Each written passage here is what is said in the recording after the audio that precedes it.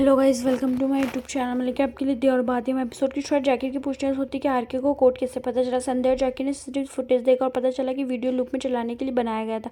किसी कंप्यूटर विशेषज्ञ ने आपका मोबाइल हैक कर लिया था। वे देखते हैं कि आरके को कोड कैसे पता चला और फुटेज देखते हैं वे देखते हैं कैसे आरके ने अपनी चतुराई का उपयोग करके कोड प्राप्त किया।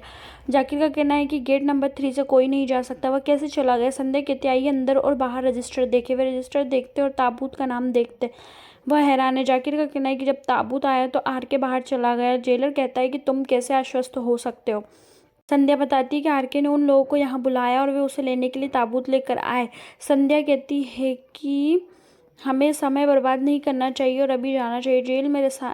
जेल में सायरन बजाया जाता है और सभी कैदियों को अंदर ले जाया जाता है। भाभो सूरज से अचार चखने के लिए कहती है। सूरज उसकी तारीफ करता है। बाबा से आते हैं और उनसे कुछ खाना को भी भेजने के लिए कहते हैं। सूरज से पूछता है कि तुझे चोट कैसे लगी। बाबा से कुछ नहीं कहते, थोड़ा। सूरज कहते हैं यह गहरा घाव है। भाभो कहती मुझे बताओ, तुमने तेईसा की छत पर लटक कर कान्हा को देखा था, हर कोई दुखी होगा।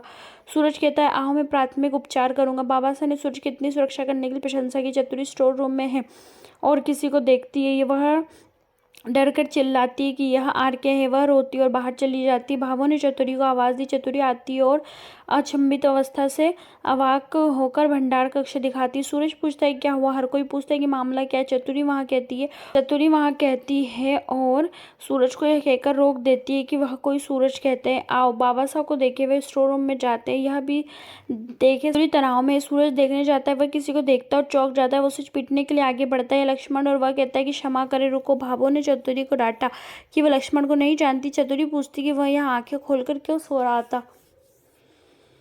उनका कहना है कि यह उनकी आदत है। हर कोई मुस्कुराता है। मीनाक्षी कहीं आती है और वह पता पूछती जो उसे प्रेमा के पर्स में मिला था। वह टैक्सी ड्राइवर पर गुस्सा हो जाती, पैसे के लिए बहस करती। वह उससे रुकने के लिए कहती है और वह वापस आएगी। संध्या और जाकिर रास्ते में। संध्या ने अपने स्टाफ से भी सभी वाहनों की जाँच करने के लिए कहा। मीनाक्षी घर पहुँचती है और एक आदमी आता है।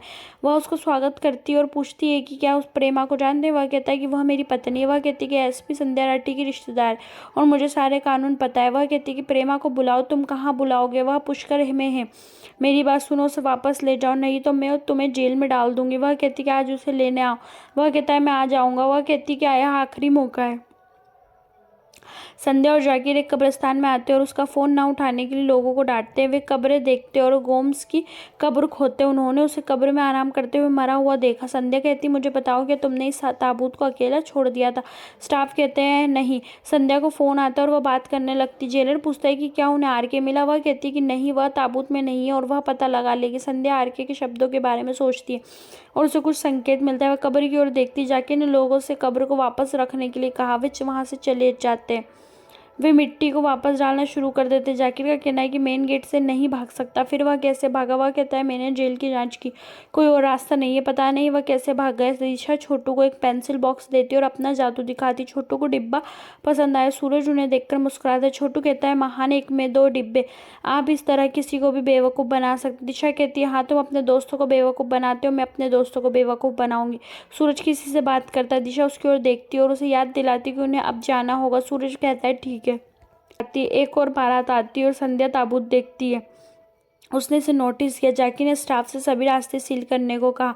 संध्या ताबूत के छेद के बारे में पूछती। जाकिर पूछता है क्यों। वह कहती है कि गोम्स के ताबूत में छेद थे और सोचती कि जाकिर पूछता है क्या हुआ। वह कहती है कि नहीं, भाग जाती है। वह पुरुषों से मिट्टी न डालने के लिए कहती है और उन्हें रोक देती है। वह कहते हैं कि गोम्स का शव फिर से बाहर निकालो।